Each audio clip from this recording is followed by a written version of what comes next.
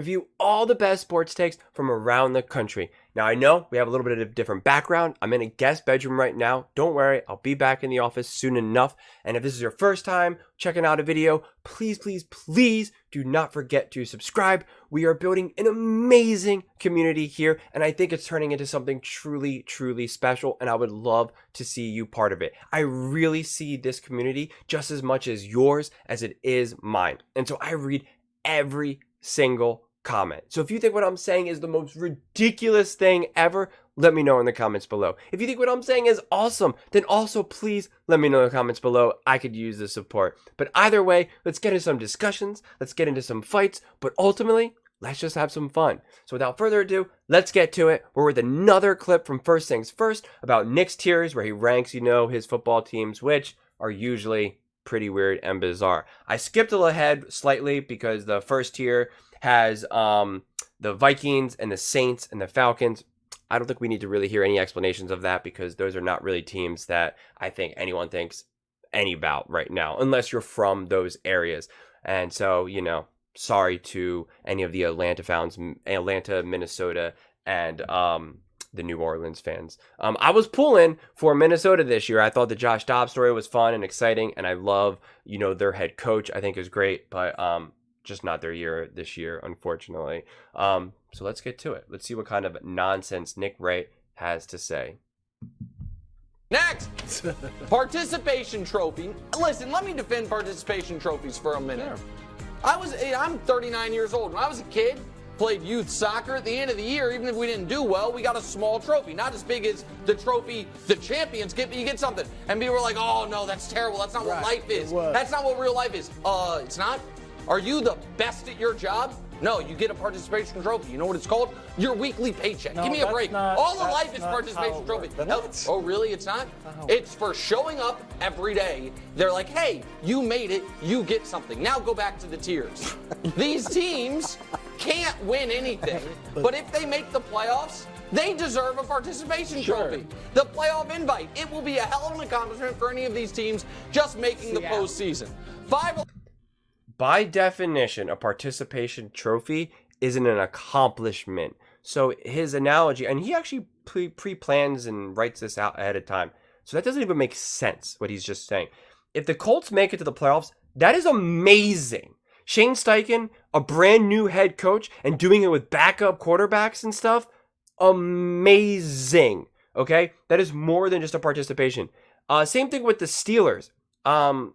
The fact that they are also doing it with backup quarterbacks, all these injuries, it's been a whole mess, and they still technically have a chance. Amazing. Same thing with the Seattle Seahawks.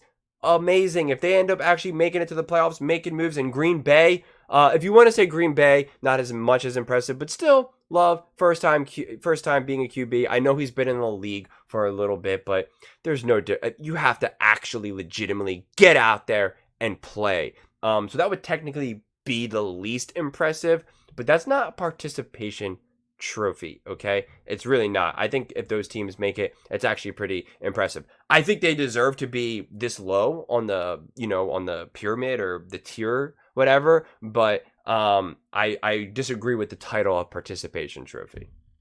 Alarm fire. Listen. Okay. No, let's just see what he has to say first. For all you new viewers right now, I am an Eagles fan, but I will always preface that I am not the version of Nick Wright Chiefs fan where I just blindly spit out the dumbest nonsense. The only thing you consistently do well is about to be banned, and you are squandering the last year it's allowed. Think about what do the Eagles do well right now? A play that's maybe alive for another, how many more games the Eagles have? That's it. So I don't know how it all went this wrong this quickly, but it has, and everyone knows it's a 5-alarm fire except for Brew, whose 2 toes are currently being singed. Next, avert disaster and regroup. Listen, just win this weekend. Take a deep breath. Take your home playoff game. Guys, let me know. For the non-haters right now and the people that are not against the Eagles just for the sake of being the Eagles, do you truly believe in your heart that the Tampa Bay Buccaneers with Baker Mayfield who's having a pretty good year, don't get me wrong, is better than the Philadelphia Eagles. I know it hasn't been pretty with the Eagles. I know that. And I just made a whole video. Watch this other video where I review a clip from Speak For Yourself. I just posted it today, so you can find it pretty easily, especially by the time this video gets posted. In your heart of all hearts, for all you super fans out there of a specific team, do you truly believe, you had to bet, right? You had $1,000 and you had to place this bet, and don't worry about who's giving points or anything like that. It's just who wins this game. In your heart of all hearts, you're truly going to pick the Tampa Bay Buccaneers over the Philadelphia Eagles. There's no way. There's no way, especially because the Eagles beat the Bucs very easily. If you're Tampa, it is a hell of an accomplishment just getting to the postseason and winning that division when 35% of your cap is dead cap. If you're the Jags, the last 6 weeks haven't gone the way you would hope. But if you, in your home playoff game, beat a near 40-year-old Joe Flacco. That's the other thing that I have to say. The Jags have been a disaster. Whether it's because Lawrence has been hurt or Kirk got hurt or whatever, they have looked ugly. They have genuinely looked ugly. And yet you're like saying, oh, if you just, do this and do that, then you'll be pretty good and you can make some moves and yada, yada, yada. How does that make sense? How do you not have the same sentiment for the Eagles then? If anything, the Eagles and the Jags deserve to be on the same level because they both are pretty good. They both have a good, I don't want to say they both have a good head coach, but Peterson is a good head coach. Lawrence is a good quarterback who's obviously having some ups and downs right now and, maybe legitimately dealing with some legit injuries. And for all of you guys, I want you to understand that a lot of times when you're dealing with an injury and you're taking pain medicine, sometimes you do like a localized shot that is more centered around the injury itself, and so there is no psychological impact on you. But a lot of times that's not necessarily true. So the pain medication that you're taking for an injury impacts you cognitively.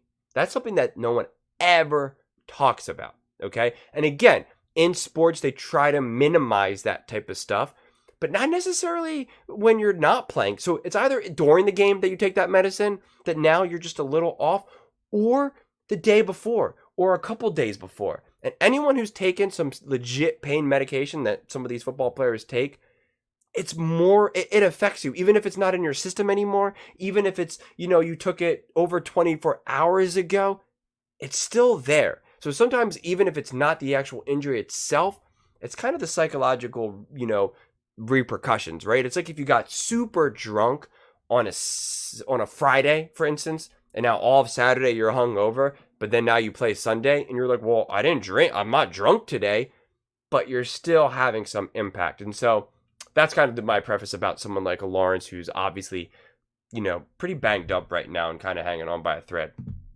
Flacco, guess what? You're one of 4 teams to win playoff games in consecutive years. Nobody's going to be able to say this year it maybe didn't go swimmingly, but if you make round 2, so avert disaster, win this week, and then regroup.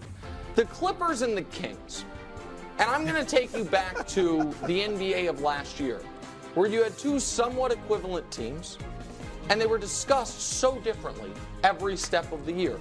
The Kings not taken seriously. The Kings can't be for real. The Kings are a cute, fun story. Oh, the dangerous Clippers. Oh, don't let them get hot. Nobody wants to see them. And then the playoffs came around, and the Clippers went home a week before the Kings did, and they were the same throughout the regular season, the same in the postseason. That's what happened to the Bills and Texans. Nobody's talking about the Texans, who when C.J. Stroud's been there have been excellent throughout the season, are actually overachieving, are actually a team you can consistently rely on. Everyone's terrified of the Bills. I don't quite get it. Next. How do you not get it? Because Josh Allen is an elite quarterback. This is not debatable. If he is an elite quarterback, he has proven that. That's why CJ Stroud is having a great year, an awesome year, a commendable year. Not rooting against him at all. But, and I don't love to use history as a frame of reference because what happened yesterday does not always mean what's going to happen today. If it did, the same teams would win and the same teams would lose. It would be the same winners in the Super Bowl every single year because they won last year. So that means they're going to win this year, right? It doesn't happen like that. So I don't ever get why we always, look at the past. But with that said, we can look at patterns. And a very consistent and constant pattern is that young quarterbacks, their first time in the playoffs, and I'm not sure if it's rookie quarterbacks or if it's just like their first trip to the playoffs, they almost all, and of course there's some outliers in the situation, but the vast majority do not play well at all. They're overwhelmed. And I don't know if it's nerves. I don't know what it is. I really don't. I don't know if maybe the level up of playoffs is just catches them off guard, or if you're just truly now getting everyone's like 100% effort, or you're facing a team now that has an entire season's worth of tape on you, and so a younger quarterback just can't handle that just yet. I don't really know what the exact reason is. Probably a combination of everything. So to think that CJ Stroud will break that mold, if he does, well, then we got to start thinking about this guy becoming like the next big thing, right? And people are already kind of talking about that, which I think is always too soon. But you have to just think about, like, there is a legit chance that he looks overwhelmed, he looks like he's never played football before a day in his life, because this has happened to a lot of quarterbacks. It hasn't happened to all of them, but it's happened to many. So you just can't bank on that. And again, I see Miami and Detroit now so high, and it's like, I don't see how the Dolphins are ahead of the Bills. And I'm not going to keep banging on the Eagles because, again, I'm trying my best not to be a Nick Ray. I'm just not going to be like, the Eagles. But again, I see the Eagles, the Bills, Detroit, and Miami all at the same level. I do. Especially, you have to just give the roster of the offense, specifically of the Eagles, that respect. You just do. And the Dolphins, I've said this now over and over again, I'm a fan of the Dolphins, but they have never really beat a team worth beating, and that has really proven to be the case. So to have the Dolphins up there and Detroit, I'm just not seeing it. Again, the way I look at it is, if the Eagles go up against the Bills, the Eagles beat the Bills, by the way. They just straight up beat them, and they went into overtime. There was no, what about this foul call, or what about this, what about that? They straight up beat the Bills, no ifs, ands, or buts. They straight up beat up the Miami Dolphins. It wasn't like, well, they just snuck on by, or what about this, what about that? They beat the Dolphins straight up, no ifs, ands, or buts. So when you look at those teams, I think come time playoffs, and this is what I'm looking at it, and I know all these teams can't necessarily play each other in the playoffs unless it's the Super Bowl, but I'm just going to look at it from, if these teams were playing each other, where would they fit? How would they fare? And the truth is I look at the Eagles, the Bills, the Dolphins, and Detroit as, I think anyone could win, right? The Bills play the Dolphins. I think, depending on the day, who can win. Same thing with Detroit. Same thing with the Eagles. So that's just the way I'm looking at it. All the teams below then, I'm thinking, all right, I know Eagles lost to Seattle, but if Eagles play Seattle again, I got my money on them. Obviously, the Steelers, the Packers, and the Colts and all of that, I got my money on the Dolphins, the Bills, the Eagles. The Jaguars are that's the thing. The Jaguars are such a question mark. They have not played well this season, and their lows have been awful. And I know they're getting their big wide receiver back, and so that might, really make a big difference, but I don't know how healthy he is. I don't know if he's coming back and he's like truly full strength. I haven't really looked into that yet. Tough conversations coming. Both these quarterbacks got 1 year left on their deal. The quarterbacks next year on the contracts on them are scheduled to make the 15th and 17th most in the NFL. Sandwich right between them is Jimmy Garoppolo. I don't think he's going to make that money, but that's about the range they're in. Both these quarterbacks are going to be able to say, guys, we waited a year longer than, we thought we were going to have to for our contracts, but we're going to go ahead and want them right now. And there's going to be some tough conversations. Because I'm not sure Detroit or Miami, despite the success of their teams, despite the success of their offenses, want to make Tua or Jared Goff their long-term $50 million a year franchise quarterback. The only way to avert that tough conversation is a deep playoff run. I don't think either one's going to do it. Check a lot of boxes, man. Has your quarterback won a Super Bowl? Sure. Do you have a future first ballot Hall of Famer on your defensive front? You bet. Are you playing your best ball at the end of the year? Yeah. Do you have a sharp coach? Has won Coach of the Year, is going to this year? No problem. So why can't either of these teams be playing in the final game of the year? Neither one is my pick or the committee's pick, but they check a whole hell of a lot of boxes. Could you imagine a more boring and less interesting Super Bowl from just like a general fan base if it's the Rams versus the Browns? Obviously, if you're a Browns fan, you're ecstatic. Obviously, if you're a Rams fan, you're ecstatic. But is that really the storylines that you want to see? No. That other Super Bowl contenders do. 2018 Patriots, third best record in the AFC. Slumped a bit in December. Not a lot of weapons, nobody. Third best record in the AFC. So why are you not saying these same things for the Eagles? The Eagles have one of the best records, and the Eagles, I think, have a better record than the Chiefs right now. I'm not sure. They might have now have the same record, or the Eagles are above them. So again, he's just not being consistent with his criticism and his arguments here. It doesn't make any sense. Makes no sense. Not to mention, I think the Bills also have the potential to, because I think if the Bills beat the Dolphins, then they'll be the number 2 seed, which will be ahead of the Chiefs. He had 1,000 yards. You have a Hall of Fame first ballot greatest tight end ever, but he's not quite the same as he once was. You got to lean on your defense more than years past. And yet, and by the way, the number 1 seed is a super defense more than greatest tight end ever, but he's not quite the same as nobody had 1,000. I got to rewind this clip right now because I was getting in a debate with someone in the comments, and I said Travis Kelce has had a steep decline and he is not who he was. And someone said, oh, he kind of dropped down a little bit. Now we have Nick Wright, super fans, say this. Yards. You have a Hall of Fame first ballot greatest tight end ever, but he's not quite the same as he once was. So if Nick Wright is admitting that, I don't know why you in the comments can't admit that too. You got to lean on your defense more than years past. And yet, and by the way, the number 1 seed is a superstar quarterback in your own conference who wins the MVP, and you had to go to his building and win an epic in order to then lean on your defense and win a Super Bowl. I'm not saying that's what's going to happen. I'm simply saying we've seen it happen. Fork in the road. Listen, for these two teams, one is going to feel like we are headed in the exact direction we hoped. The other's going to feel like hitting our head on. And the San Francisco 49ers and the Cowboys can't be in the same tier. The 49ers are clearly superior to the Cowboys. Clearly superior. It's not even close. And I'm not even just going to give the generic criticism of, well, look at head to head, the 49ers ravaged, the Cowboys. Because obviously you can say that, and that is technically, a check in my argument, which is definitely true.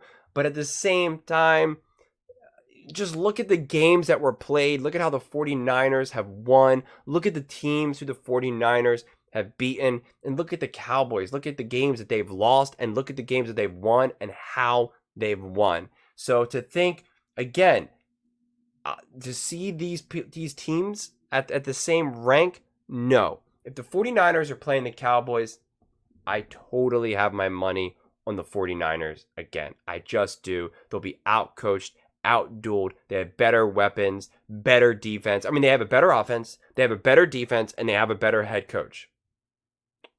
Okay, so then how are they equal? How are they on the same playing field? Again, the way I look at these tiers, whether that's how he does it right or not, it's one of those things where I'm looking at this where can these teams beat each other, right? That's why I think Detroit and Miami together makes sense, because I think anyone could win in that. And that's why I think the Bills should be up there, and that's why I think the Eagles should be up there.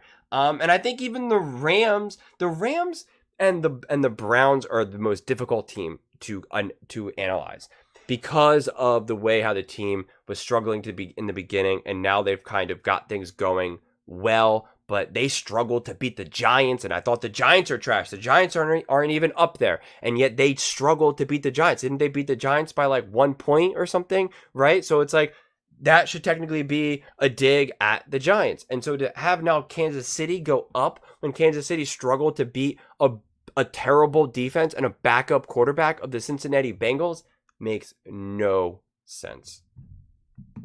on the same thing. Obviously, you go to the Super Bowl. For either of these teams, that's the good fork. The other one, for the Cowboys, it's we just can't beat the Niners. And for the Niners, if they lose, it will be because for the 6th straight year of the Kyle Shanahan era, they don't have that guy at quarterback. 7th straight, I should say. Undeniable juggernaut. Can't poke holes. Listen, the only thing we're worried about is they might have 11 weeks between games. Okay. No one can believe it. But they check every box. Off, they're top 3 on offense and defense. They're at the top of the tiers. Coach, go ahead. Nick, what I struggle with and what I struggle with the committee is the way that you describe some of these things. And you look at Jacksonville, they've had a tough time. They've been 1-4. Yeah. Look at the Cowboys. Or Kansas City. They're 3-5 recently, or what is it? 2-3. I'm sorry. No, but they're also they were 4-5 in their last match. Okay, and then you look at the Cowboys, and they're 2-2, but they could easily have been 1-3. Easily. Okay, and then you've got the Eagles sitting down here at the bottom, and I'm like, bro, I'm at least 2 toes in. Thank you, Coach. But I'm probably even more than 2 toes in. And let's just look at the production first. Okay, so they're going to have a 4,000-yard passer. They're going to have 2,000-yard receivers. They're going to have a 1,000-yard running back. So then they're all healthy, okay, or essentially will be healthy and be able to play. Okay, let's look at the offensive line. Pro Football Focus does a really good job. What did they just rate them? What did they just rate them? See, this is what I'm trying to say. I will always preface this, especially because this is a new channel, so I'm getting a lot of new viewers. I am a Eagles fan, but I'm not a super nonsense, biased, Nick Wright, Chiefs level type of fan. I look at this very unbiasedly. This is why I'm trying to say that the Eagles can legitimately still make moves in the playoffs and should not just be completely just being like, well, they suck. And they have too good of players, which is why if they don't compete and succeed in the playoffs, that is why you need to make some serious coaching moves. So that is the argument against them, and that's a valid argument. I'm not, again, to be very clear, I'm not saying that the Eagles should be at the top or that the Eagles should be above, I don't know. But again, the Chiefs, what have the Chiefs done to prove to you that they're good? The Chiefs have, in the last few weeks, they haven't beat any actual good team. And in fact, they lost to a terrible team. The Raiders with a backup quarterback and a brand new coach. That's who the Chiefs lost. And then they beat a team that is not good, who has a backup quarterback, and they literally almost lost that game to the Chiefs. So again, you have to be consistent. But with football and with the Eagles, coach is saying it better than I ever could. They rated the Eagles' offensive line as the #1 offensive line in the league. And then let's look at the defensive line. Defensive line has 6 #1 draft picks. So 6 out of the 8 guys were drafted in the first round, and they've got to lead the defense, and they've got to be able to produce up to the expectations. And if they are able to, which they should be able to, then the Eagles are going to make a lot of noise. Has it been bad lately? Yeah, it has been, but it's been bad lately for a lot of these teams. So to put the Eagles down at the bottom of the tiers, it's not only unfair. I mean, it's it has not been. Not only is it as unfair, but it's unreasonable. Thank you.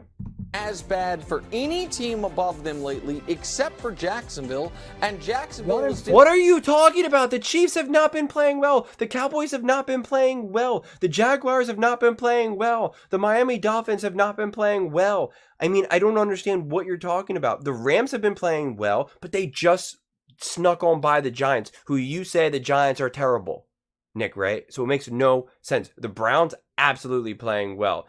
I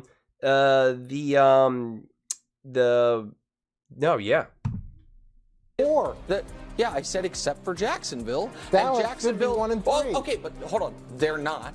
We can do a lot of coulda, woulda, shouldas, and one of Dallas's wins, one of the Eagles' losses is to Dallas, and they got annihilated.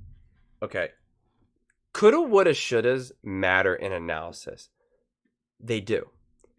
You can't just go by the box score. You can't just go by, well, this team won.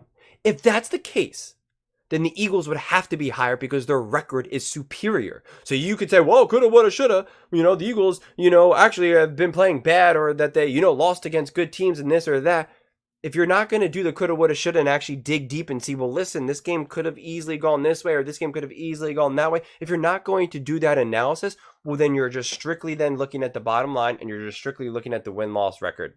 And if that's the case, then the Eagles would have to be higher. So again, his logic is so inconsistent that I expect more from him, because I do trust that he's an intelligent person. So this, like, and I get some of this is a shtick, I guess, but I don't know. He believes with what he's saying right now. What's Kansas City What do you mean? in the last 5 games? 4 and 5. That's 5 games, 2 and 3. Okay. Yeah, that's not. I'm sorry. What's Philadelphia, Coach? Say it louder. It's 1 and 4. It's exactly my point. But look where you got Philadelphia, and look where you got the other two. Yeah, because Philadelphia, their own players know it. Everyone knows it. And unlike these other teams, they are a bottom 4 unit. It's not like, oh, we have tough special teams. It's the defense which carried them last year. And their quarterback is hurt. Brew is down 8 toes on the Eagles. Brew. You know what, though, Coach? Put him down, Brew. Coach got me, toe is kind of coming out of the sock. I Put got a like a third. hole in the sock. Put a third. Go ahead. I'm going to follow up with Coach, though. You are rewarding the Cowboys for L's. Okay, why in the what in the world have the Cowboys done to be next to the 49ers, a team that, by the way, beat them by 32? They've lost 2. They were fortunate to get their last win at home, where they're supposedly the best team in the league when they're at home. I think not. All right, they were fortunate to get that win. They've lost 2 of their last 3 games. All right, they're the only team with a winning record to lose to Miami. All right, I'm not sure Miami played that great. I just think Dallas is a tomato can adjacent on the road, and that's the other thing. They are tomato can adjacent on the road. The Baltimore's not. San Francisco's not. A lot of, in fact, Philadelphia is not on the road. Detroit's not on the road. Good teams can play on the road. Dallas can't for some reason. Luckily, they have. Exactly. I'm loving that these guys are pushing back on this, because sometimes the tiers are legit, sometimes they're not. This just doesn't make any sense, and I'm loving that Brew and Coach is kind of pushing back on this, because it doesn't make any sense. It doesn't make any sense how the Cowboys are that high up, the Eagles are that low, and I mean, it just doesn't make any sense. I mean, it really does not. And in fact, even Nick Wright the other day admitted that the Cowboys probably lost that game, and that because he was saying, I think, that the ref should be fired. You know, he was kind of giving some strong words about that.